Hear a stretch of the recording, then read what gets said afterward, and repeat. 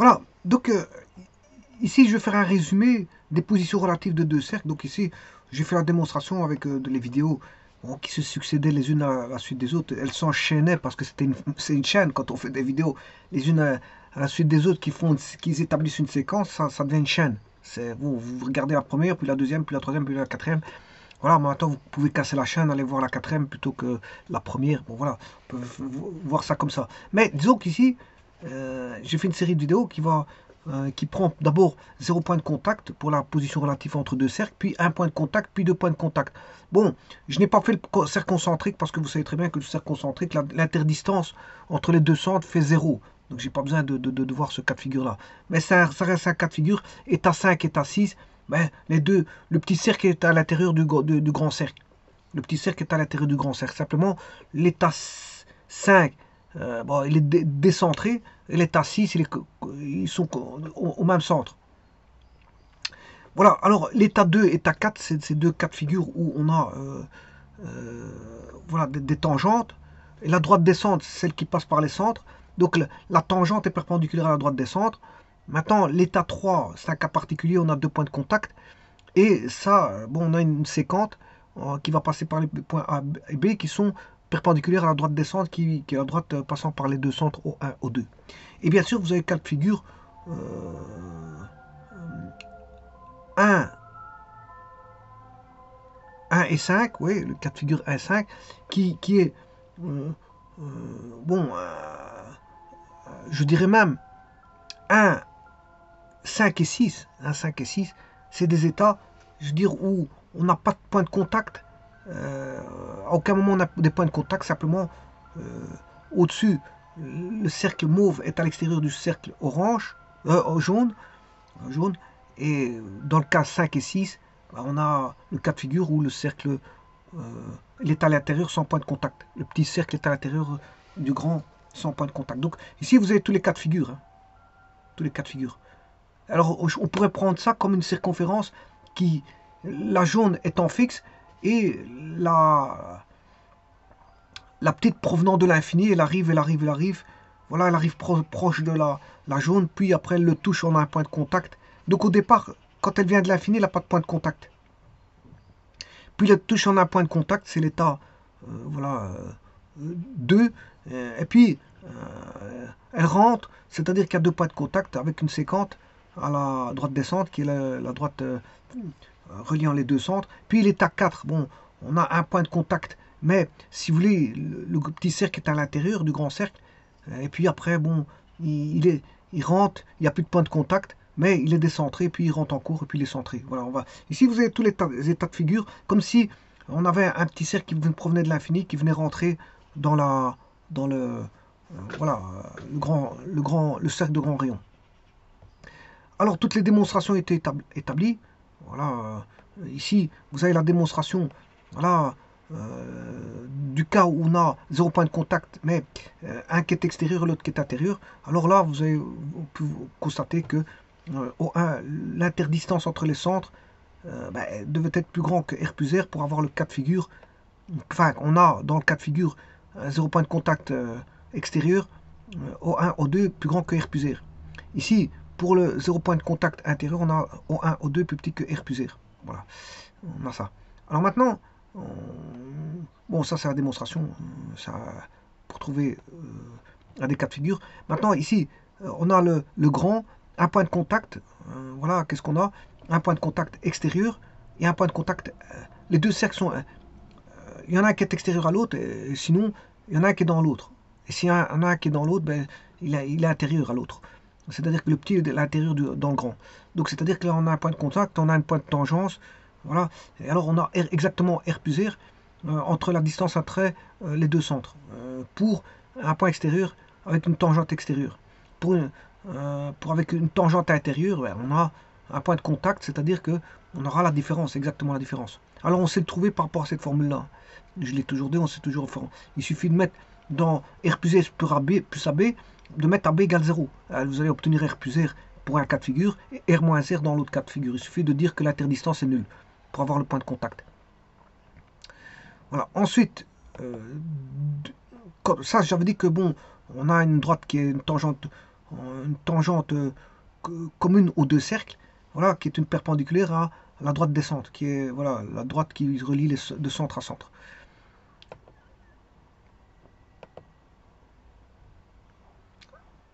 Alors ici, on a le cas de figure pour avoir deux points de contact. Alors, deux points de contact, j'ai dû raisonner dans le sens où je partais de 0 point de contact, puis un point de contact, puis deux points de contact, puis un point de contact, puis 0 point de contact, puis 0 point de contact décentré, 0 point de contact centré. Donc, c'est comme si la petite boule, la petite cercle, la petite circonférence vient de l'infini, voilà, au travers d'une droite des centres, voilà, avec 0 point de contact, puis un point, puis deux points, puis un point, puis 0 point, puis 0 point décentré, 0 point centré, au même centre. Donc concentrique, on aura deux cercles concentriques et deux cercles décentrés. On a deux cas de figure pour 0 point de contact. Bon, alors, pour raisonner sur deux points de contact, j'ai dû raisonner sur un point de contact. Non, sur 0 point de contact. J'ai dû raisonner sur 0 point de contact pour parler du deux points de contact. Et puis j'ai démontré le deux points de contact, bien sûr. Hein, ici, parce qu'il s'agissait ici tout de démonstration. Donc ici, dans ce cas-ci, bon, j'ai dû prendre ces deux-là, voilà, pour pouvoir démontrer, si vous voulez, celui-là. Pour démontrer celui-là, j'ai dû prendre.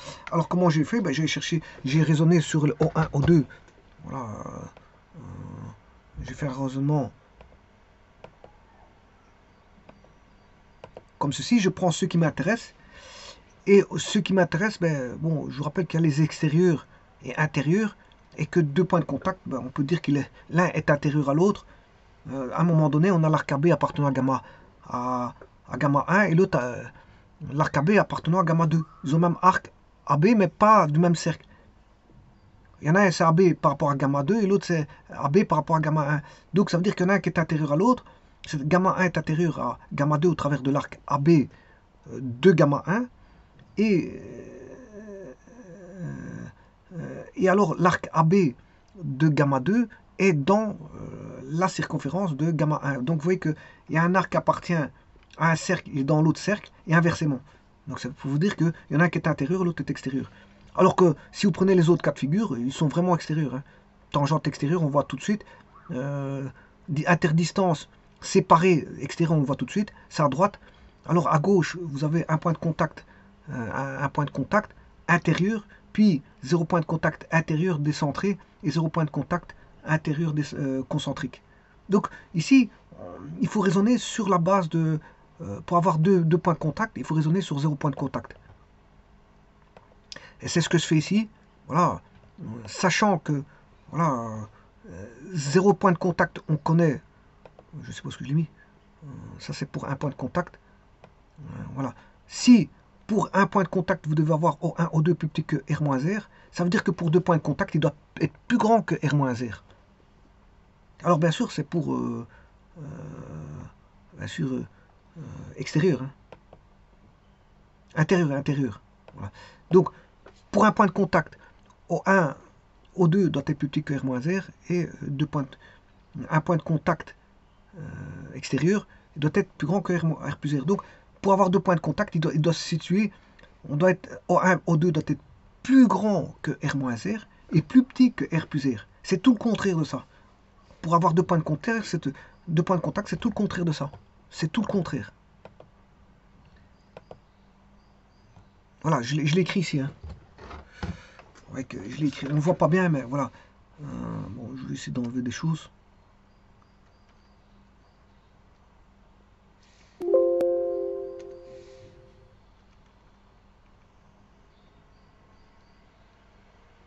Voilà, je vais essayer avec ceci.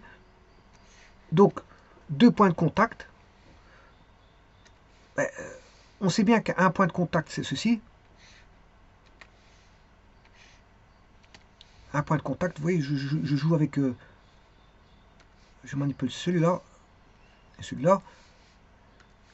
Donc, deux points de contact, c'est tout le contraire. O1, O2 doit être plus petit que R plus R, mais plus grand que R moins R. C'est tout le contraire.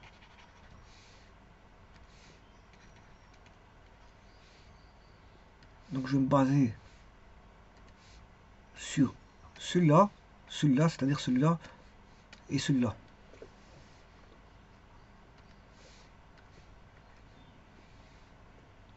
Et donc celui-ci, c'est celui-là.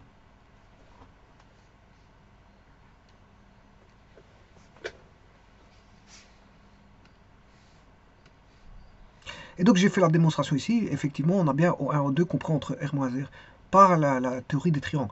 On sait bien que dans un triangle, ben, un des côtés qui est O1, O2 est inférieur à la somme et un des côtés est supérieur à la différence. Donc à partir de là, ben, je peux démontrer que dans les deux circonférences, je crée, voilà, à partir de la droite des centres O1, O2, ben, je vais chercher le segment O1, O2 qui a des côtés du triangle OA1, O2.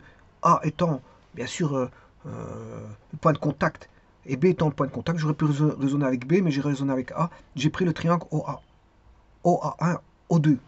Voilà, pour retrouver voilà, cette inégalité. Donc, pour avoir deux points de contact, il faut absolument avoir O1, O2, donc l'interdistance entre centres, comprise entre R plus R et R moins R. Voilà. Alors maintenant, je vais faire mon résumé. Alors, dernière chose, ici, c'est pour juste dire, j'avais dit que, bon, et ça, de toute façon, ça c'est une séquente qui est perpendiculaire à la droite des centres. Bon. Alors maintenant, je vais faire un résumé. On peut faire de deux manières. Donc on a un système de deux circonférences, hein, ben c'est ça, parce que position relative de deux cercles ou de deux circonférences, c'est un système de deux circonférences. C'est deux cercles. On a deux cercles. Voilà. On a deux cercles. Et à partir de là, ben, j'évalue au 1, au 2. C'est-à-dire la distance de centre à centre. Alors, si on a au 1, au 2 qui est plus grand que, il peut être plus grand que R plus R, il peut être égal à R plus R. Alors, la distance au 1, au 2, je vais l'appeler, comment est-ce que je pourrais l'appeler? Je sais pas moi, D. Non, on va l'appeler A. C'est la valeur de A. C'est une valeur A, appartenant à R. On va ça comme ça. Bon, comme ça, j'évalue bon, toutes les possibilités possibles, enfin toutes les possibilités. A peut être plus grand que... alors, j'évalue chaque fois par rapport à A, donc je ne vais pas à chaque fois le recopier. Alors, le A, il est peut-être plus grand que R plus R. Il peut être égal à R plus R et plus petit que R plus R. C'est trois cas de figure. Voilà. Alors le A, comment il est?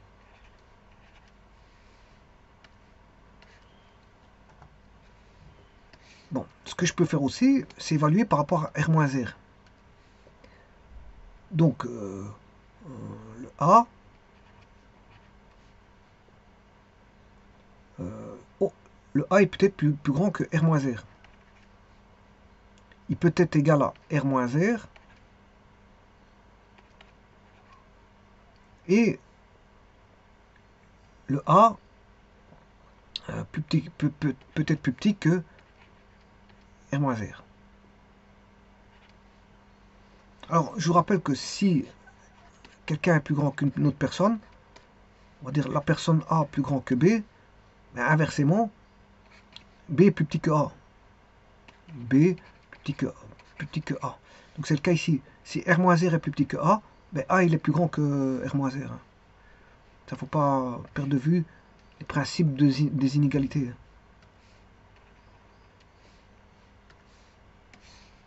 Et là, c'est à partir de là que, bon, qu'est-ce qu'on peut en dire? Ben, c'est extérieur. R plus R, c'est extérieur.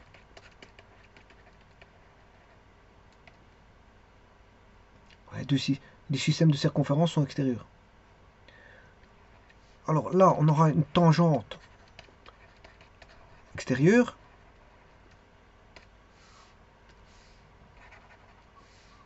Et on aura là deux points. On aura une séquente. Elles sont séquentes.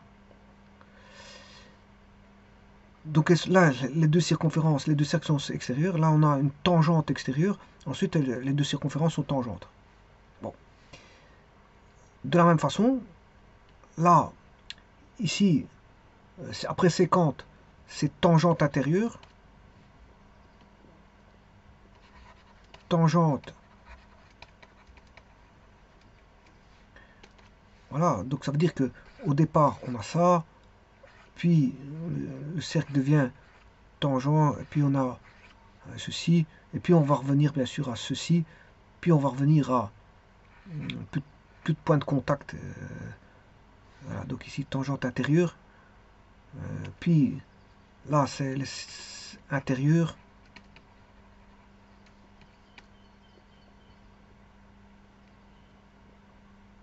Mais attention que R plus, ici, j'ai fait un décalage parce que je vous ai dit que si c'était compris entre R-A et R plus A, c'est deux points. Elles sont toujours 50. Tant qu'on a ces là, tant qu'on a ces conditions-là, on a une séquente. Hein. Je vous l'ai dit ici.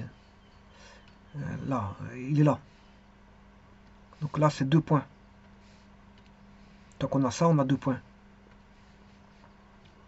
Donc ici, on se retrouve toujours avec une séquente. Et puis c'est tangente intérieure et puis son intérieur.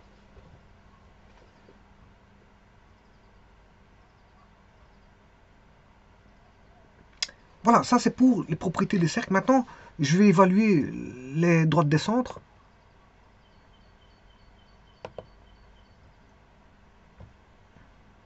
O1, O2. C'est la droite des centres. Donc c'est la droite O1 que je vais appeler DC pour droite des centres. DC pour droite des centres, qui est la droite qui relie O1, O2. Voilà. Alors, la propriété des droites des centres, je vais mettre de tout système de deux circonférences, la droite des centres, et axe de symétrie, de tout système, hein, de deux circonférences. Quel que soit le système de circonférence. Alors, quel que soit le système, c'est le système que vous avez là, qu'il soit, je veux dire, intérieur, tangente, extérieur, tralali, tralala, qu'il soit ça, les systèmes de droite descente, voilà, peut-être un système, voilà, deux cercles extérieurs, deux cercles tangents, deux cercles sécants, deux cercles sécants, deux cercles avec tangente intérieure, et voilà. Et, alors, les tangentes, bien sûr, vous aurez compris que ici, on aurait une tangente, là, on aurait une tangente, il y en a une qui est extérieure, celle-ci c'est intérieure, et vous avez une séquente ici. Hein. Ici, vous avez une séquente. Voilà. Par contre, les deux derniers, on n'a que la droite descente. Alors, la droite descente ici, bien sûr, elle est là, enfin, elle relie deux centres à centre, deux centres à centre, deux centres à centre, deux centres à centre, deux centres à centre. Et alors, bon, il reste encore un cas, c'est le concentrique, mais je ne l'ai pas mis. C'est toujours. Le concentrique, c'est R égale R. Hein. Même centre,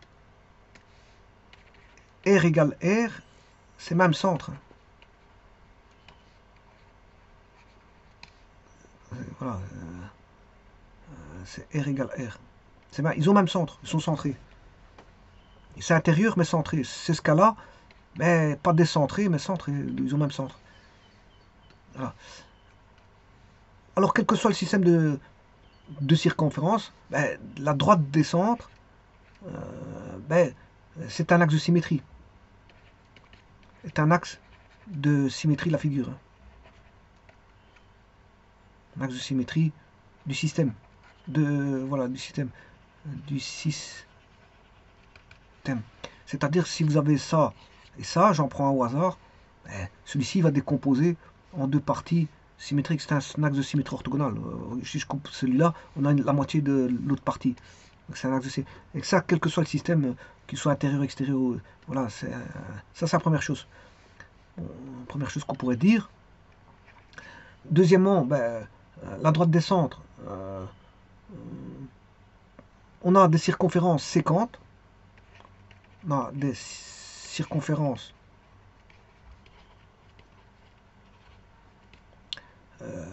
sécante, ça veut dire que la droite des centres est égale médiatrice de la corde commune. Médiatrice de la corde commune. Alors ça, si vous avez deux points de contact, parce que pour que ce soit séquent, il faut qu'on ait ça, la droite descente, elle est là, on passe par le milieu. Là, on a un segment AB qui est une corde. C'est la corde commune aux deux circonférences, gamma 1 et gamma 2. Donc AB est un segment qui est la corde commune aux deux circonférences. Et donc cette corde-là, elle est perpendiculaire à la droite descente DC. Donc la circonférence séquente, voilà, deux points de contact, ça veut dire que c'est deux points de contact. Mais la droite descente,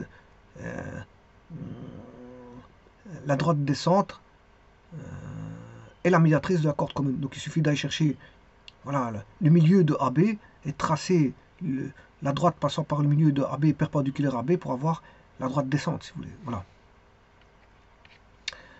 Alors, troisièmement, on peut dire que en circonférence tangente,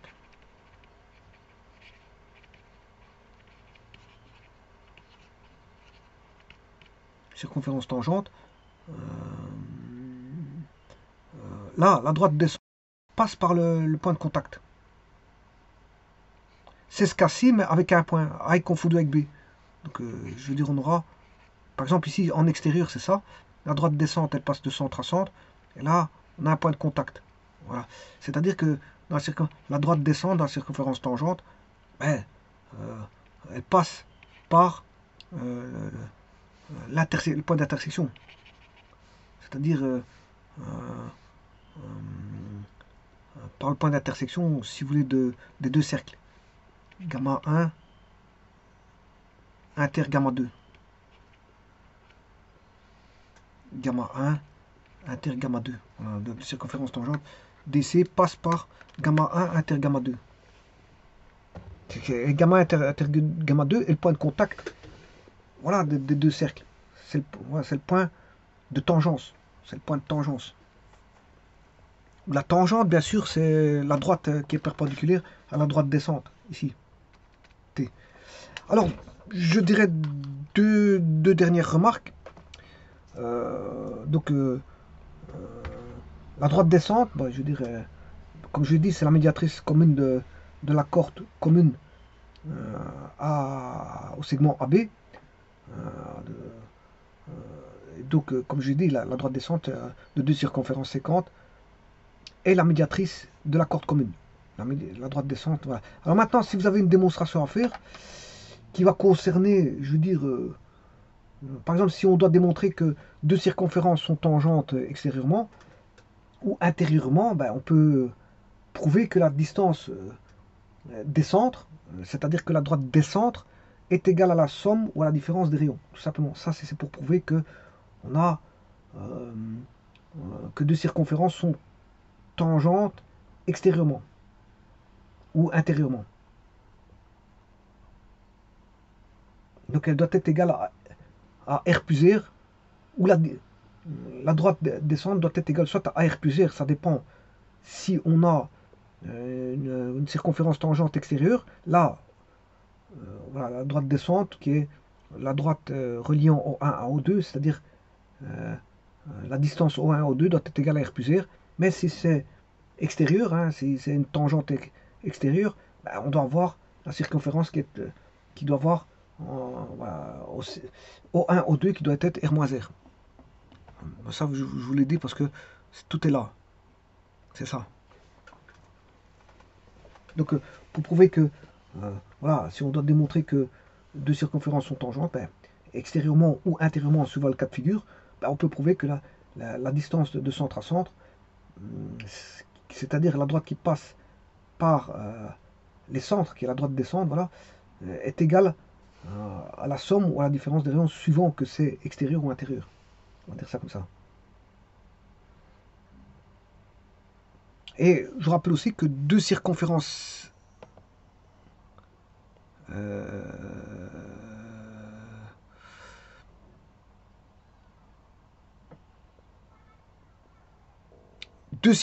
comme ceci, avec deux points de contact, ben on a deux points, donc on a une séquente. Hein. on peut tracer une séquente. Là, la séquente, je l'ai mise ici. Donc, deux circonférences séquentes ont une corde commune à AB qui est la séquente, hein, qui est une droite séquente. Donc, c'est une droite séquente aux deux circonférences, puisque les deux circonférences sont séquentes, mais on peut couper par une droite séquente, qui va couper les deux points du cercle. Au même point, hein. Voilà, ils vont couper au même point voilà, d'intersection des deux cercles. Les deux cercles se coupent en deux points AB, donc ils ont même point de contact, et donc on peut tracer une droite qui est une séquente. Et cette séquente, je vous rappelle que elle est perpendiculaire à la droite des centres. Cette séquente est perpendiculaire à la droite des centres. Je ne l'ai pas mis ici, mais même la tangente elle est perpendiculaire ici. Là, je l'ai mis ici. La droite des centres. Là, j'ai mis une perpendiculaire avec la séquente.